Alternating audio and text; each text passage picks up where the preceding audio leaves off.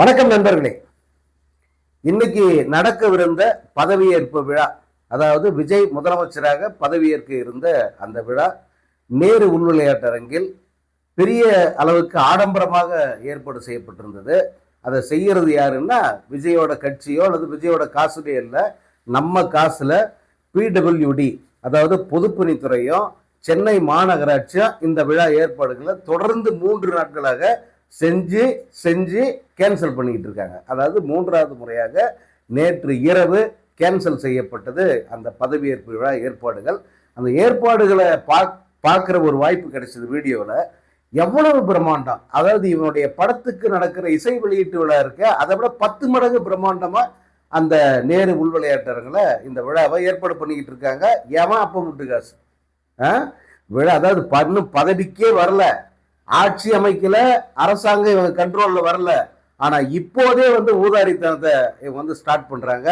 இப்பவே அதிகார துஷ்பிரயோகத்தை இவங்க ஸ்டார்ட் பண்றாங்க. அது என்னங்கிறத சொல்றேன்.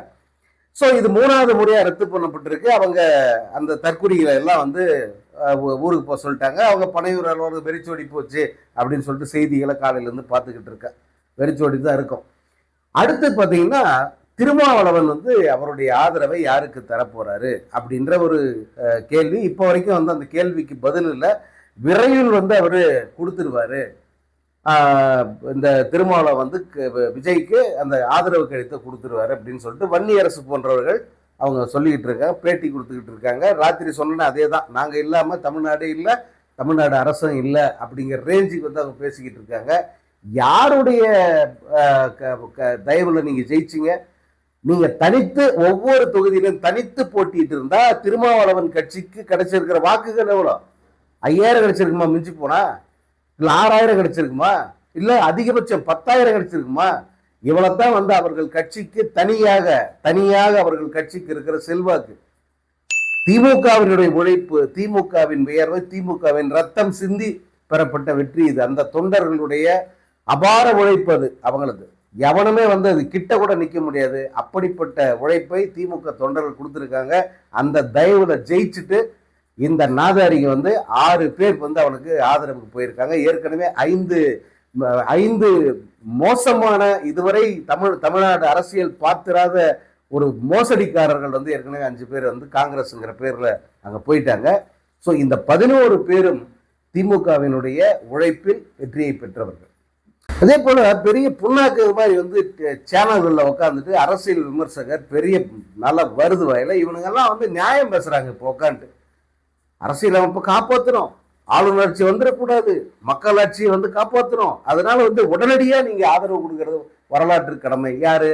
திமுக கூட்டணியில இருந்து திமுக கூட்டணி, திமுகவுடைய பணம், திமுகவுடைய உழைப்புல ஜெயிச்சு அந்த எம்எல்ஏக்கள் எல்லாம் போய் விஜய்க்கு முட்டு கொடுக்கணுமா, காப்பாற்றணுமா? ஏன் இந்த தேர்தல் எப்படி நடந்தது?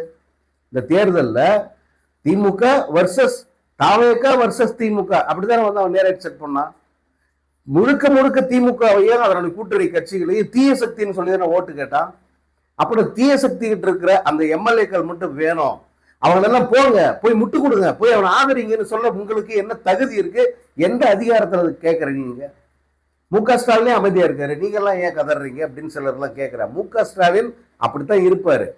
ஏன்னா இப்போ அவர் பேசக்கூடாது அப்படின்னு இருக்காரு. உங்களுடைய வண்டவாளம் தெரியணும் எல்லாருக்கும், எப்படிப்பட்ட அயோக்கிய பயலும் கூட கூட்டணியில் இருந்திருக்காங்கன்றது தெரியட்டும் அப்படின்ட்டு அவர் அமைதியா இருக்காரு. இது அப்படித்தான் எடுத்துக்கணும். இப்போ திருமாவளவன் மட்டும்தான் பாக்கி. சரி, அந்த எதை வரப்போகுது அவர்களும் கொடுத்துட்டாருன்னே வச்சுப்போம். அடுத்த ஆட்சி விஜய் ஆட்சி அமைப்பார். சரி, இப்போதான் டிடிவி தினகரன் பிளாஸ்டிக் இன்டர்வியூ கொடுக்குறாரு.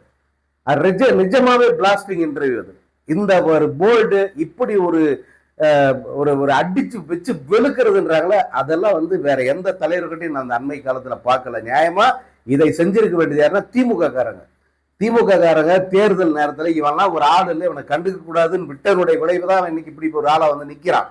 ஆனா தேர்தல்லயே இந்த டிடிவி தினகரன் இப்ப பேசினார இந்த பாலியில பேசியிருந்தா இவன்லாம் நின்று இருக்க முடியாது.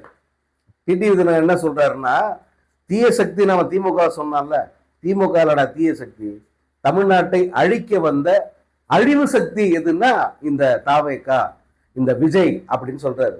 தன்னை பெரிய தேவதூத தான் தான் தூய சக்தின்னு சொல்லிட்டு வந்தானே, அவன் பண்ணியிருக்கிற ஃப்ராடு வேலை என்னன்னு பாருங்க. ஃபோர்ஜரி வேலை பண்ணியிருக்கான் அவன்.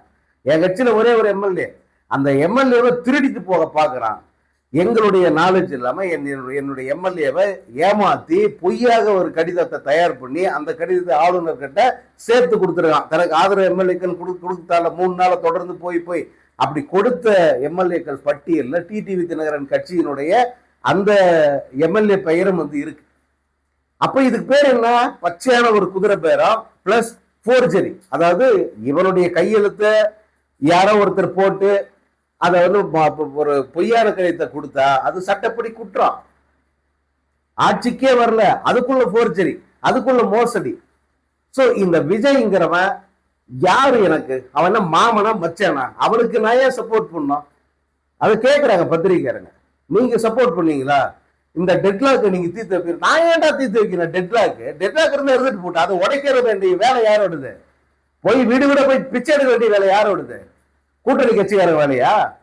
அதாவது எதிர்த்தாப்புல இருக்கிற கூட்டணி கட்சிக்காரங்க எல்லாம் போய் எல்லா இடத்துலயும் போய் பிச்சை எடுத்து இவனை வந்து காப்பாற்றணும். இவன்ல போகணும் எல்லா இடத்துலயும். நீ போய் முட்டி மோது என்ன வேணா பண்ணு, அது ஓ வேலை. இதை ஏன் வந்து அடுத்தவங்க மேல நீ வந்து நெருக்கடி கொடுக்குற?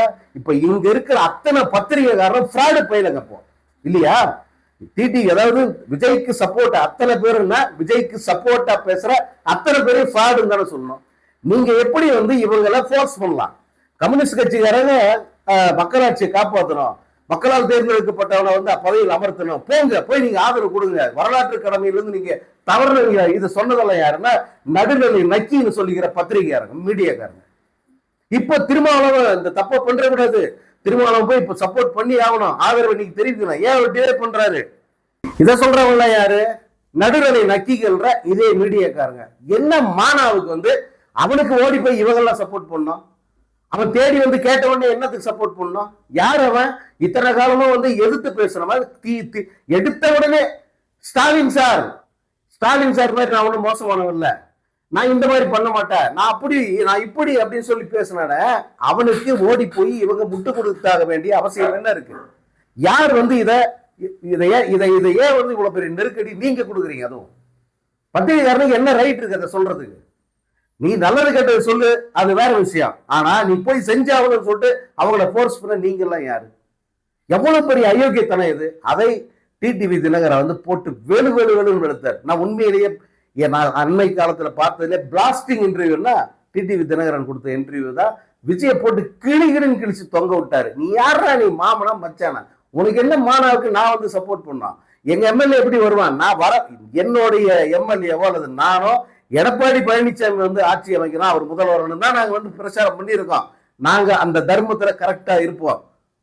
எப்படியே என்னை வந்து கேட்டா கூட வந்து நான் ஓட்டு போட சம்மதிக்க மாட்டேன், அவனுக்கு ஆதரவு அளிக்க மாட்டேன் அப்படின்னு அழுத்தம் திருத்தமா சொன்னாரு டிடிவி தினகரன். இது யாருக்குன்னா ஓடி போய் சப்போர்ட் பண்ணியிருக்காங்களா இந்த 9 பேர், அவங்கள நாக்க புடுங்குற மாதிரி வந்து கேட்டிருக்காரு. யார் முதலமைச்சர் ஆகணும்னு சொல்லி ஓட்டு கேட்டீங்க? ஸ்டாலின் முதல்வர் ஆகணும்னு ஓட்டு கேட்டீங்க. எதனால உங்களுக்கு இவ்வளவு ஓட்டு விழுந்தது? திமுக ஓட்டு போடுறதால தான் விழுந்துச்சு. இந்த சீட்டு குறைவான சீட்டுனா கூட இந்த சீட்டு கிடைச்சதுக்கு காரணம் யாரு? முதல்வர் மு.க. ஸ்டாலின், திமுக தொண்டர்கள், திமுக கொடுத்த காசு. அதுக்கு நீ விசுவாசமா இருந்தியா? நான் இருக்கேன்டா விசுவாசமா. என்னுடைய கூட்டணியில ஒரே ஒரு எம்எல்ஏ தான், என்னுடைய கூட்டணி கட்சியில குறைவான எம்எல்ஏக்கள் தான் கிடைச்சிருக்காங்க.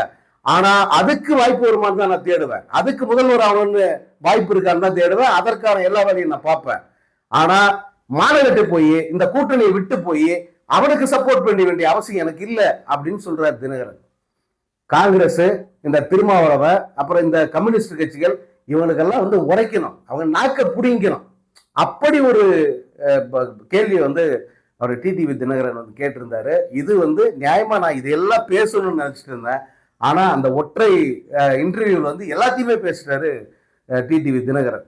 நம்ம டிடிவி தினகரன் தேவதூதன் நல்லவன் அப்படியெல்லாம் சொல்ல வரல. இந்த நேரத்துல கேட்க வேண்டிய கேள்விகள், இந்த நேரத்துல ஒவ்வொருத்தரையும் வந்து அடிச்சு உரைக்கிற அளவுக்கு சொல்ல வேண்டிய விஷயங்கள் எல்லாம் வந்து அவர் ரொம்ப தெளிவா சொல்லியிருந்தாரு. இது திமுக கூட்டணியிலிருந்து கிளம்பி போய் அந்த தாவையை முட்டு கொடுக்குற இவங்களுக்கெல்லாம் புரியணும். இன்னொன்னு, இந்த விஜய் எடுத்த எடுப்பிலேயே எவ்வளவு பெரிய ஃபோர்ஜரி பண்றான் அப்படிங்கிறது வந்து உங்களுக்கு இப்ப அரசியல்ல புரிஞ்சிருக்கும்.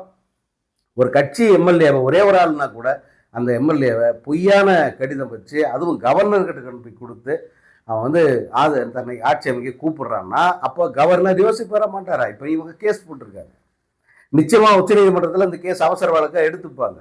அப்படி எடுக்கும்போது கவர்னர் தரப்பு இதை சொல்லுமா சொல்லாதா? இவன் முழு பெரும்பான்மைகளுக்கு இல்லை, அந்த மெஜாரிட்டியை வந்து குதிரை பேரம் மூலமா சேர்க்கிறான், ஒரு ஆளோட எம்எல்ஏவோட லெட்டரை வந்து ஃபோர்ஜரி மூலமா ரெடி பண்ணி கொண்டாந்து கொடுக்குறான், அதை வீடியோ எடுத்து வேற வெளியிடுறான். இப்படிப்பட்ட ஒருத்தனை வந்து நான் ஆட்சி அமைக்க எப்படி கூப்பிட முடியும் தான் போய் அவர் பதில் சொல்லுவாரு. அடுத்த வாய்ப்பு என்ன இருக்குன்னு நான் வெயிட் பண்றேன் அப்படின்னு சொல்லுவார மாட்டாரா? அடுத்த வாய்ப்பு என்ன? எடப்பாடி பழனிசாமி ஆளுநரை சந்திக்க போறாருன்றாங்க. அவர் போனார்னா தமிழ்நாட்டில் என்ன மாதிரியான ஒரு இது நடக்கும் அப்படிங்கிறத யோசிச்சு பாருங்க. எப்படிப்பட்ட ஒரு பரபரப்பு இருக்கும். இந்த தாவேகா பசங்க எல்லாம் என்னென்ன பண்ணுவாங்க அப்படிங்கிறதெல்லாம் வந்து யோசிச்சு பாருங்க. இன்னைக்கு 3வது நாளா மெரினா பீச்சில் போலீஸ் ப்ரொடெக்ஷன் 500 போலீஸ்க்கு மேலே வந்து குவிச்சு வச்சிருக்காங்க. பொது இடங்கள் எங்கெங்கெல்லாம் பெரிய பெரிய மைதானங்கள் இருக்கோ அங்கெல்லாம் வந்து காவல்துறை கடுமையான வந்து கட்டுப்பாடுகளை போட்டிருக்காங்க. யாரும் கூடுற முடியாத அளவுக்கு வந்து அங்கே பந்தோபஸ்து போட்டிருக்காங்கன்னா இந்த பயலுங்க என்னென்ன பண்ணுவாங்க, என்ன பண்ணுறதுக்கு பிளான் பண்ணியிருக்காங்க அப்படிங்கிறதெல்லாம் வந்து நீங்கள் யோசிச்சு பாருங்க. தமிழ்நாடு வந்து நிம்மதியாக இருக்குமா? திடீர் தினகர் சொன்ன அதே வார்த்தை தான். நாங்கள் 50 வருஷம், நாங்கன்னா திமுக அதிமுக, நாங்கள் 50 வருஷமா கஷ்டப்பட்டு இந்த தமிழ்நாட்டை முன்னேற்றி நம்பர் 1 ஸ்டேட்டை கொண்டாந்து நிப்பாட்டி இருக்கோம். ஆனா இந்த அழிவு சக்தி, இந்த மோசடி சக்தி பதவிகளை போய் உக்காந்துட்டா, இப்பயே ஸ்டார்ட் பண்ணிட்டான், இன்னும் 30 ஆண்டு காலம் நம்ம பின்னோக்கி போக போறோம் அப்படின்னு தினகரன் சொல்றாரு. இது நான் பலமுறை சொல்றேன், இவன் ஆபத்தான விஷக்குப்பை, இந்த தமிழ்நாட்டுக்கு தேவையில்லாதது. இது வந்து தொலைதூரமா தூக்கிட்டு போய் எங்கேயாவது கண்காணாத இடத்துல அழிக்க வேண்டிய ஒரு ஆள் அப்படின்னு நான் சொல்றேன். அதையத்தான் வந்து இன்னைக்கு தினகரன் சொல்றாரு. தமிழ்நாட்டுக்கு இது வந்து ஒரு அழிவு சக்தி. இது தமிழ்நாட்டை என்ன பாடுபடுத்த போறான்றதை மட்டும் பாருங்க. இது வந்து நான் சொல்றது வந்து நிச்சயமா நடக்கும். இவன் ஆட்சியில உக்காந்தான்னா இந்த தமிழ்நாடு நாசமா போகும் அப்படின்னு சொல்லிட்டு அவரு தொடர்ச்சியாக பேட்டி கொடுத்திருந்தாரு. நான் சொன்னதெல்லாம் எக்ஸாக்டா அவர் பயன்படுத்தின அந்த வார்த்தைகள். நான் கூட என்னுடைய இந்த வீடியோ பதிவுகள் வந்து அந்த மாதிரி வார்த்தைகளை பயன்படுத்தல. ஆனால் டிடிவி தினகரனுடைய அந்த நேர்காணலில் மிக கடுமையான வார்த்தைகள், மிக அதே நேரத்தில் அது அனைத்தும் வந்து ஒப்புக்கொள்ள ஏற்கப்படக்கூடிய வார்த்தைகள் தான் அவர் பயன்படுத்தியதெல்லாம். இது எல்லாமே வந்து அவர் சொன்னதுதான்.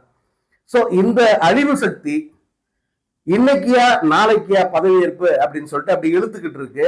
திருமாவளவன் லெட்டர் கொடுத்துட்டா கூட ஆளுநர் இந்த விஜயை வந்து ஆட்சி அமைக்க அழைப்போரா அப்படிங்கிறது ஒரு கேள்விக்குறிதான். நாளையோட ஆளுநர் கிட்ட கெடு முடியுது. நாளைக்கு வந்து அவர் கேரளா போறாரு, அங்க இருக்கிற அரசாங்கத்தை வந்து ஃபார்ம் பண்ணணும். அதுக்கு பிறகு ஒரு குறிப்பிட்ட டைம் கொடுத்துட்டு தான் அவர் போவாரு. அந்த நேரத்துக்குள்ள வந்து இந்த அழிவு சக்தி என்னென்ன வேலை பண்ணுது, ஒருவேளை வந்து எல்லா 118 எம்எல்ஏக்களும் கவர்னர் ஆஃபீஸ்க்கே போயிடுவாங்களா அப்படிங்கிறதெல்லாம் விரைவில் தெரியும். இதற்கிடையில இந்த காங்கிரஸ் எம்எல்ஏக்கள்லாம் கண்காணாத இடத்துல வந்து மறைச்சு வச்சிருக்காங்களாம். ஏன்னா காங்கிரஸ் எம்எல்ஏக்கள் லட்சணம் அப்படி 5 பேர் இருக்கான், 5 பேர்ல 3 பேர் தாவறதுக்கு வாய்ப்பு இருக்கு. எந்த பக்கம் தாவுவான்றது வேற, ஆனா அது உடைவதற்கு வாய்ப்பு இருக்கு, எம்எல்ஏக்கள் தாவுவதற்கு வாய்ப்பு இருக்கு. இந்த தாவேகாவில் இருக்கிற அந்த தற்குறி எம்எல்ஏக்கள் கூட பெரும்பகுதி ஆனவர்கள் வெளியில் வருவதற்கு, வெளியே போவதற்கு, விலை போவதற்கு வாய்ப்பு இருக்கு. இவனே இவ்வளவு தூரம் பண்ணா, இவனுக்கே இவ்வளவு அரசியல் தெரியும்னா, இவனுக்கே இவ்வளவு தகுடு தத்தம் தெரியும்னா, இங்க இருந்து பழந்தின்னு கொட்டை போட்டவங்க அவங்களுக்கு எவ்வளவு தெரியும். அதுதான் தினகரன் சொல்றாரு. உனக்கே இவ்வளவு தெரியும்னா அம்மாவால் வளர்க்கப்பட்டவர்கள், அம்மாவால் ஆளாக்கப்பட்டு எங்களுக்கு எவ்வளவு தெரியும், நாங்க என்னென்ன செய்வோம், பொறுத்திருந்து பாடுறா அப்படிங்கிறாரு. உண்மையிலேயே வந்து ரொம்ப ரொம்ப ரொம்ப எதிர்பார்ப்போட நான்லாம் காத்துக்கிட்டு இருக்காங்க. நான் இப்போதும் சொல்றேன், நான் எப்போதும் சொல்றேன், ஆளுநர் ஆட்சி வந்தா கூட பரவாயில்ல, ஆனா இந்த தற்குறி வந்து முதல்வராக போய் அங்க உட்காந்து தமிழ்நாட்டு அரசியல் வரலாற்றில் முதல்வராக விஜய் இத்தனை காலம் இருந்தான் அப்படின்னு சொல்லிட்டு ஒரு பேருன்றது வந்துடக்கூடாது அப்படிங்கிறதா வந்து என்னை. ஏன்னா தமிழ் என்னுடைய பெருமை, தமிழ்நாடு என்னுடைய பெருமை, தமிழ்நாடு என்ன தலை நிமிர்ந்து நிக்க வச்சிருக்கு அப்படின்னு நம்ம ஒவ்வொரு கட்டத்திலையும் சொல்லிக்கிட்டு இருக்கோம். நான்லாம் வந்து அப்படி ஒரு பெருமையோட நினைச்சு பார்க்குற ஒரு ஆள். அந்த பெருமையில வந்து ஏதோ ஒரு மலத்தை கொண்டாந்து வச்ச மாதிரி வந்து இந்த கம்யூனிட்டிங்கெல்லாம் வந்து ஆட்சியில் வந்து உட்கார்ந்தாங்கன்னா எவ்வளவு மனம் வலிக்கும், எவ்வளவு தூரத்துக்கு அது நமக்கு இழுக்கு. அந்த பெருமைக்கு வந்து இழுக்கு இல்லையா அது, அதனுடைய விளைவு தான் நான் இவ்வளவு ஆதங்கத்தோட பேசுறேன். எனக்கு திமுக கிட்ட எந்த பலனும் கிடையாது. திமுகவால நான் எந்த ஒரு அனுகூலமும் அடையல. என் குடும்பம் எதுவும் வந்து அதனால பலன் பெறல, அல்லது என்னுடைய மனைவி மகன் இவங்கெல்லாம் வந்து வசதியான இடத்துல போய் உட்காந்துடல. திமுகவால எந்த வேலை வாய்ப்பு கூட எதுவும் இல்லை. ஆனா பொதுவான பார்வையில எனக்கு இந்த தமிழ்நாடுங்கிறது பெருமையா நிக்கிறதுக்கு காரணம் இந்த திராவிட இயக்கங்கள் தான். இந்த திராவிட இயக்கங்கள், திராவிடத்தை நீங்க கைவிட்டா இந்த தமிழ்நாடு வீழும். தமிழ்நாடு வீழ்ச்சியை நோக்கி படுபாதாளத்தை நோக்கி போகும். அது இந்த தற்குறியினுடைய ஆட்சியிலிருந்தே ஆரம்பமாகணுமா? நீங்களே யோசிங்க.